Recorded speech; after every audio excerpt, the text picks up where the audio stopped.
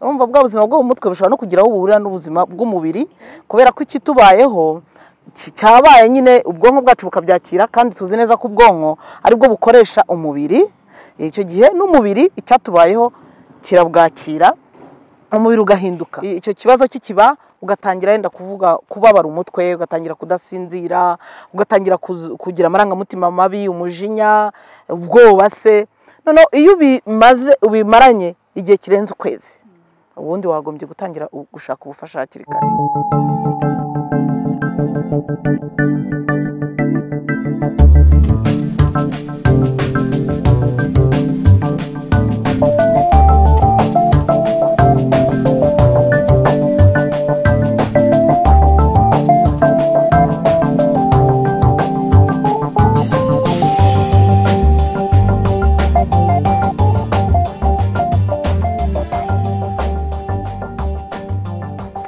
Muraho mwese, ikaze mu kiganiro twabateguriye kuri uyu munsi gifite insanganyamatsiko igira iti twite ku buzima bwacu bwo mu mutwe.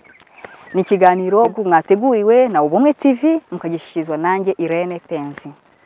Usanga abantu benshi muri rusange bashyira imbaraga cyane mu kwita ku buzima bugaragara, icyo dushobora kwita mu rurimi rw'icyongereza physical health. Aho usanga bakora amasiporo, ugasanga hari indyo zimwe na zimwe birinda nk'ibintu by'isukari nyinshi, amavuta, kugira ngo bashobore kugira ubuzima bwiza. Ariko nyamara ugasanga hari ikindi gice cy'ubuzima nacyo cy'ingirakamaro ariko abantu bashobora kuba birengagiza. Aho twavuga ko ari ubuzima bwo mu mutwe. Nabwo ukeneye kwitabwaho kugira ngo umuntu ashobore kugira ubuzima bwuzuye. Kugira ngo usobanukirwe neza iki kibazo, dufite umutumirwa wacu ari Madame Thérèse Uwitonze, akaba ari inzobere mu by'ubuzima bwo mu mutwe, akaba avura ndetse anahugura abandi bavuzi ndetse n'abantu ku giti cyabo mu bijyanye n'ubuzima bwo mu mutwe.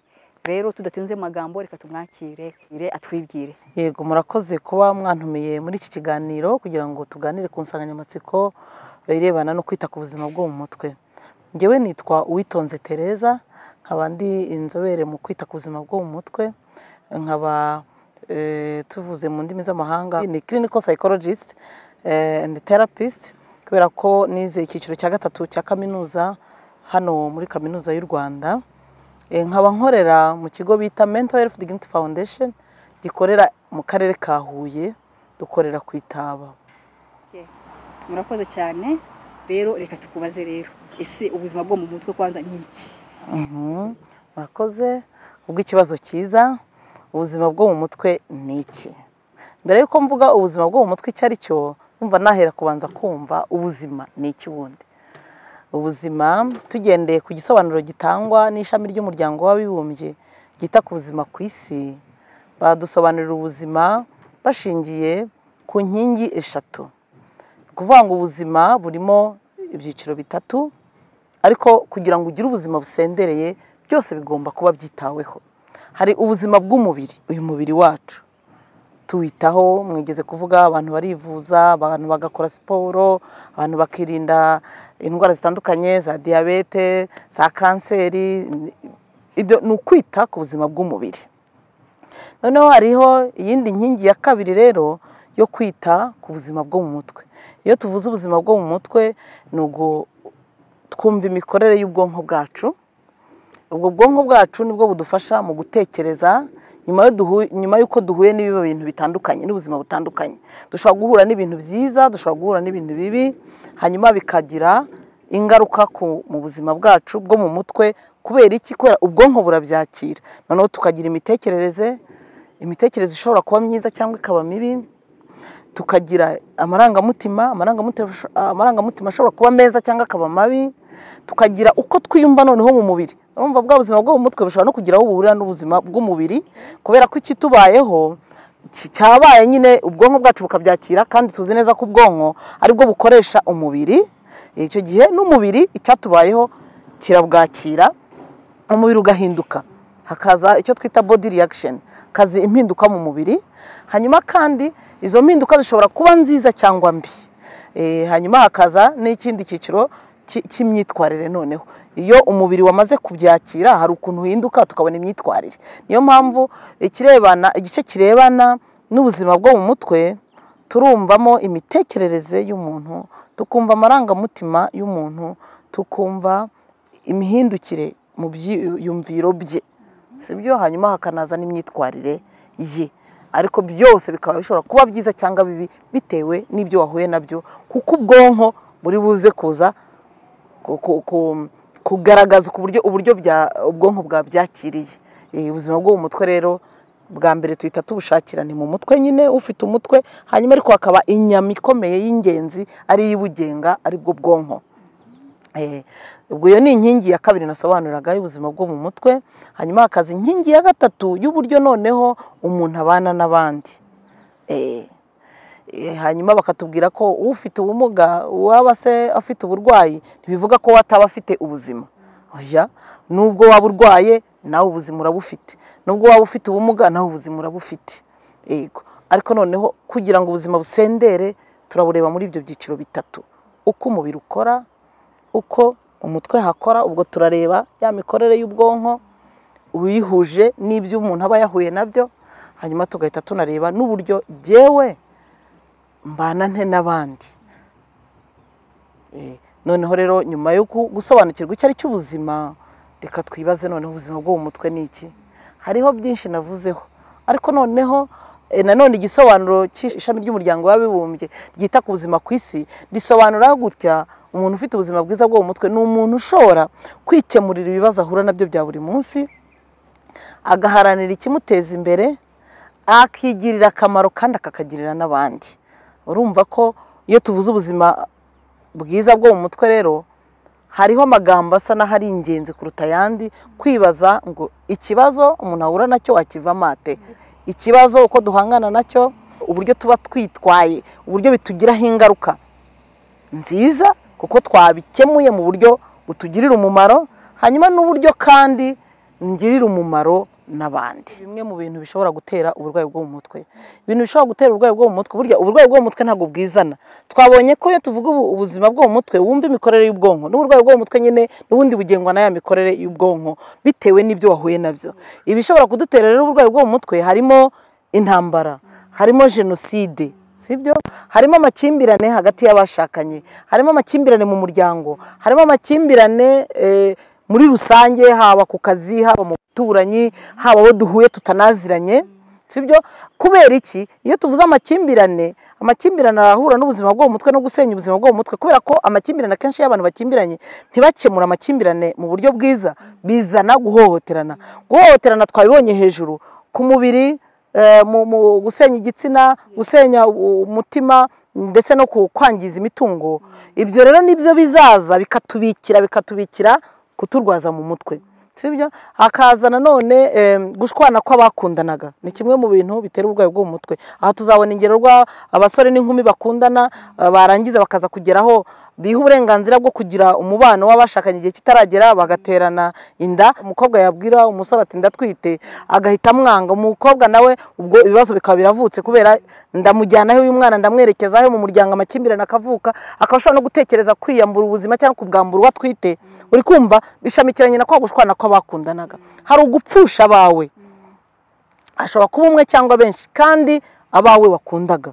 Ubwo turabona n'ingero zo gupfusha abantu. Twapfushije abantu mu gihe cya jenoside yakorewe abatutsi, urashobora gupfusha abantu muri agisida, urashobora gupfusha abantu mu burwayi busanzwe.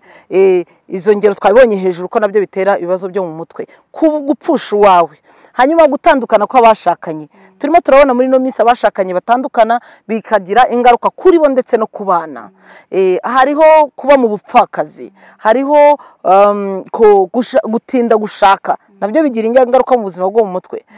Hariho ikigero umuntu aba arimo, tuvuge ingimbi n'abangavu. Reba iriya myaka hagati y'imyaka 10 na 19, nk'uko ishami ry'umuryango w'abibumbye ryita ku buzima ku isi basobanura ko ingimbi n'abangavu ni abana bari hagati cyangwa se n'umuntu uri hagati y'imyaka 10 kugeza kuri 19. Ego, abo icyo kigero ni ikigero kibasiwe cyane, gishobora kugaragaramo uburwayi bwo mu mutwe. Ni nayo mpamvu usanga abana bari muri icyo kigero bakeneye kwitabwaho bidasanzwe. Niba uzasanga cyane mu mashuri segonderi ndetse n'igice gito cyo muri kaminuza. Hanyuma ubugimbi buri muri risk factors, sibyo. Yego siko bose ingimbi n'abangavu barwara mu mutwe, ariko icyo kigero cyonyine iyo abantu batabyitayeho bishobora kuba intandaro yo kurwara mu mutwe kw'abakirimo. Abasaza n'abakecuru urumva tuvuga ngo umuntu ni umusaza hejuru y'imyaka 65. Bariya baba bari mu kigero ubundi bagombye kwitabwaho, ariko hari igihe usanga batabona cyitabwaho. Tufashe nk'urugero, none se nk'uwo basigaye ari incike biciye abana bakicira abagabo, urumva basigaye gutyo, kandi nabo bari mu kigero bagombye kwitabwaho n'abana babo, kandi bo ubushobozi bwo kwitaho bukiri bukeya. Iyo icyo kigero rero nacyo gishobora kuba intandaro yo kurwara mu mutwe. Ntabwo ariko abantu bose, ariko ubushakashatsi icyo bigaragaza nuko nyine icyo kigero nacyo gishobora kugira uruhare mu kurwaza abantu mu mutwe.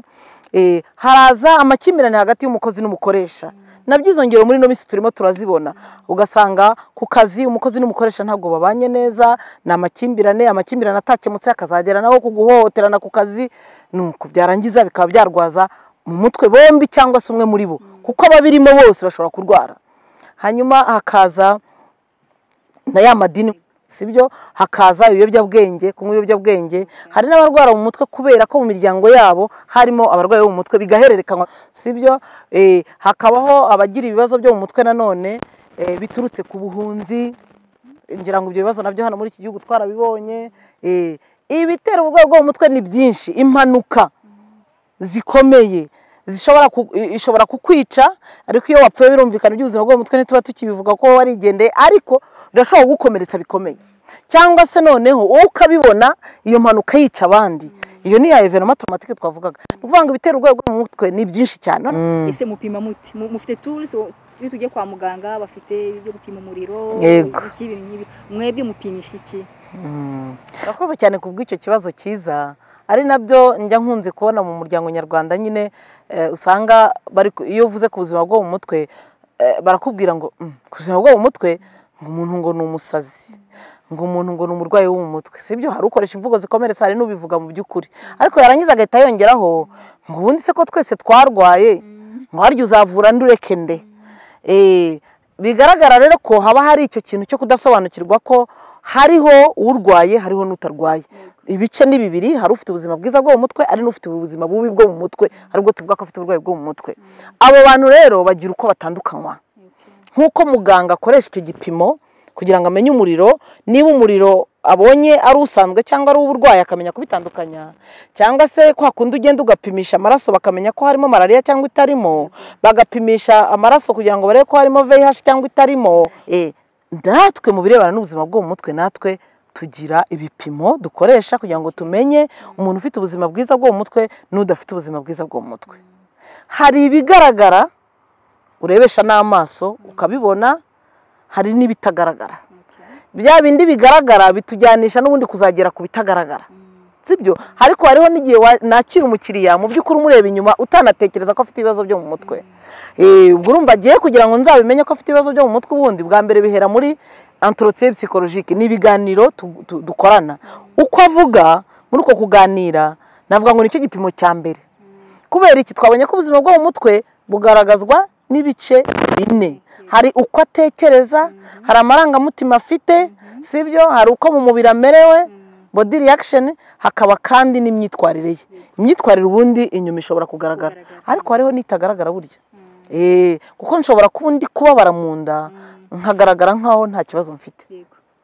Nshobora kuba ndimo ndibwa umutwe nkagaragara ko nta kibazo mfite kubera yenda hondi nabo ndi kumwe nabo. Uri kubyumva? Imyitwarire ishobora kugaragara cyangwa ntigaragare, ariko iyo tugeze muri kwa kwipimisha ku by'ubuzima bwo mu mutwe, dusaba umukiriya kuba yakwigaragaza akatubwira uko amerewe. Noneho twebwe urumva imitekerereze nzayisobanukirwa nte binyuze mu byo avuga, sibyo. Hanyuma uko amerewe mu marangamutima, nayo hari amarangamutima agaragara n'atagaragara. Nk'umuntu ashobora kwikanga ukabibona, ukabona ko afite ubwoba. Ashobora gutitira ukabibona ko afite ubwoba.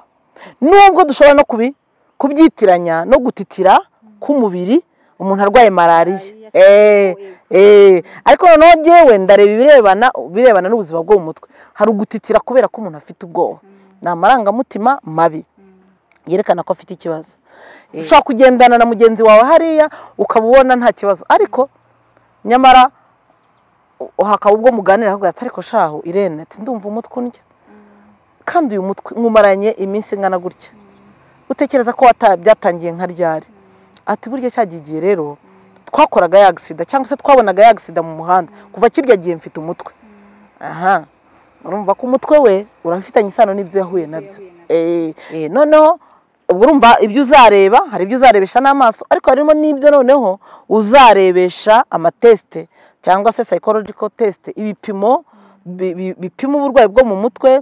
Tuvuge niba ari depression, bitewe n'ibyo yambwiye. Dushobora kuganira n'umukiriya agatangira kumbwira ati ngewe n'ukuri ndashaka no kwiyahura, nabigerageje, maze kunywa ibinini inshuro enye, cyangwa se maze kunywa umuti w'imbeba. Ndafite izo ngero z'abantu bagiye bambwira ko bagiye bagerageza kugura umuti w'imbeba bagasiga ngo ku myumbati kugira ngo biyice, bitewe n'ibibazo bafite mu muryango nyarwanda. Abandi bagiye bambwira ukuntu bagiye banywa ibinini, abandi bagerageje kwitera ibyuma, abandi bagerageje kwishyira mu mugozi. Urumva iyo arimo kubwira ibyo, urumva ko afite ibitekerezo biganisha kwiyahura. Ubwo mpita rero mbona na tour nshobora gukoresha kugira ngo mpime ahageze urwego ariho mu buryo bwo gutekereza kwiyahura. Nkakoresha test rero ipima ibitekerezo biganisha kwiyahura. Hanyuma nanone kuko nzi ko gushaka cyangwa gutekereza kwiyahura no kunabigerageza byose biri mu ndwara y'agahinda gakabije, depression, nabwo ya tour abahanga mu by'ubuzima bwo mu mutwe bagiye bakora. Nk'ubu nkoresha test yakorewe muri universite yitwa Hopkins yo muri Amerika. Twagerageje kuyishyira mu kinyarwanda, kuko nko muri kaminuza iyo turangije kwiga urabizi ko abantu bakora bandika ibitabo, hariho abashobora gukora kuri ibyo bikoresho bipima indwara zo mu mutwe. Nanjye nabikozeho mu bushakashatsi bwanjye ndangije masters degree, nanjye nakoze ku ndwara zigera kuri 8. Izo tour ndazikoresha. Ubwo rero ni ukuvuga ngo ni ibyo bipimo tubyita psychological test, zirunganira ibyo ugenda ubona, zikanunganira ibyo umuntu akubwira, noneho bityo ukagenda ukonfirma. Rero niba ari depression ukaba ufite iyo test psychologique ya depression ukayikoresha, noneho ukaza kureba ukemeza ko arwaye cyangwa ko atarwaye. Niba ari psychological test ya post traumatic stress disorder, nayo nuko ukayikoresha, noneho ukaza kugira gute kwemeza ko arwaye cyangwa ko atarwaye. Kubera yuko abahanga muri uyu mwuga nyine baba barabigennye, bakavuga bati ufite ibibazo bya post traumatic stress disorder cyangwa ihungabana ni umuntu ufite byibura ibimenyetso 6 kuri 20 akagenda abyerekana. Wowe nawe uyikoresha iyo test uba ufite nyine umurongo ugenderaho, ukaza kurangiza wemeza ko arwaye cyangwa se ko atarwaye. Kuri low self esteem cyangwa se kwa kumva nta gaciro wiha, cyangwa se ya anxiety, indwara y'icyoba, nayo iyo test uzakoresha. Abagiye bayubaka bagenda bagaragaza uko uza kwemeza ko umuntu arwaye cyangwa atarwaye. Umuntu wapfushije, abantu bashobora gupfusha ari 2 cyangwa 3, ariko bose ntibibagireho ingaruka zimwe ku buzima bwo mu mutwe. Hari ushobora guhita arwara mu mutwe kubera ko yapfushije. Ubwo nabwo amateste psychologique cyangwa se psychological test zishobora gutuma umenya ko uyu muntu yagizweho ingaruka no gupfusha, ubuzima bwo mu mutwe bugeraniwe butameze neza. Uzabirebera nyine muri ya test iyo umaze kuyimuha, ukareba uko ahagaze mu buzima bwo mu mutwe, ukemeza ko arwaye cyangwa ko atarwaye.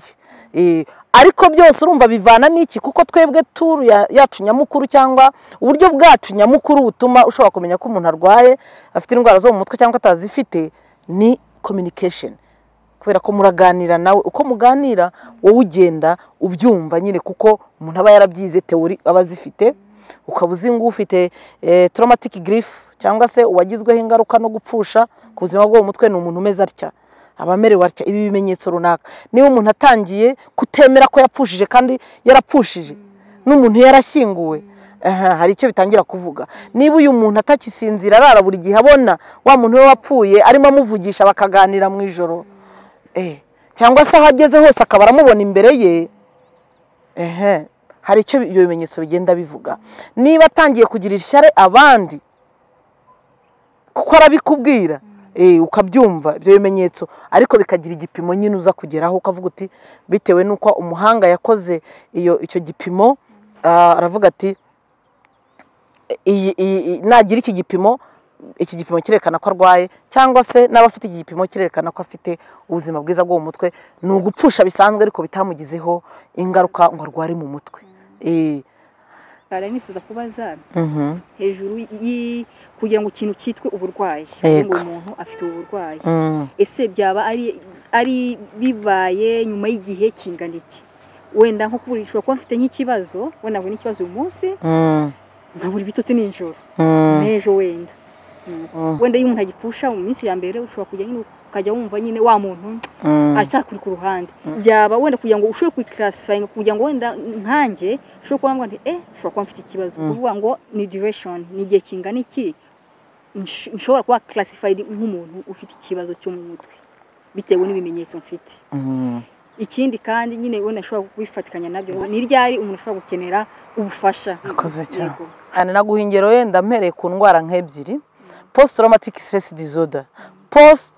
stress disorder wabanje kubiva traumatic event hari ikintu uba wahuye nacyo gikomeye kirenze imbaraga zawe ubwo ngerageje gusobanura traumatic event mu kinyarwanda noneho nyuma iyo ukwezi kumwe gushize ukaba ukigaragaza ibyo bimenyetso ukuvuga ngo hari igihe bihita bikurikirana icyo kibazo kikiba ugatangira yenda kuvuga kubabara umutwe ugatangira kudasinzira ugatangira kugira amarangamutima mabi umujinya ubwoba se noneho iyo ubimaranye igihe kirenze ukwezi ubundi wagombye gutangira gushaka ubufasha hakiri kare kugira ngo bitazakomera ngo birenge kuko nanone iyo utinze gushaka ubufasha hakiri kare bishobora kugira bikikomplika bikabyara izindi ndwara zikomeye usanga zishobora no kuba ubuzima bwawe bwose uburwayi bwo mu mutwe bw'ubuzima bwose burya hari indwara zo mu mutwe zitoroha kugira ngo umuntu uzamuvure agaruke vuba yego hari ibyo usanga rwose bishobora kukubaho navuga ngo igihe cy'ubuzima ugahora ku miti ubuzima bwose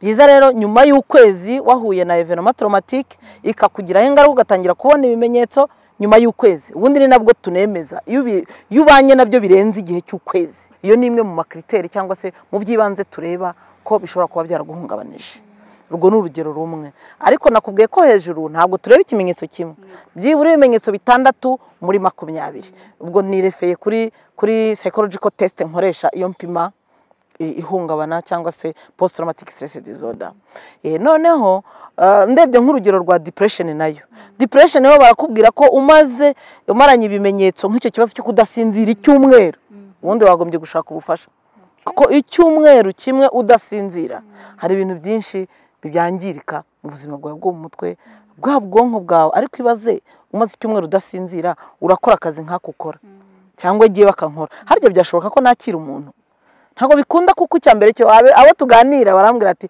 umutwe wanjye numva uremereye ati numva uremereye ahangaha ati wagira ngo ni ibintu bangeretseho ati kuko ati maze iminsi ntasinzira uri kubyumva undi ati rero jyeweho ndi hose mba nsinzira ati mba ndi mu nama nkasinzira najya guhingisha abakozi nkasinzira ati ahubwo banza nzanikubita hasi mu nzira uri kubyumva urumva icyumweru rero kuri iyo psychological test mvuga nkoresha ya Hopkins bavuga byibura ko nyuma y'icyumweru kuko niyo turimo dusuzuma tumubaza mu cyumweru cyatambutse ubuzima bwo mu mutwe ko bwari buhagaze ukareba kugusinzira ukareba kubirebana no kubaka icyizere cy'ahazaza ukareba yarabashakanye ukareba uburyo bwo gukora imibonano mpuzabitsina uri kubyumva kuko nabyo bigiraho ingaruka ifite ikibazo cy'agahinda gakabije ukareba uburyo afungura ukareba uburyo afite intege zo gukora ukareba uburyo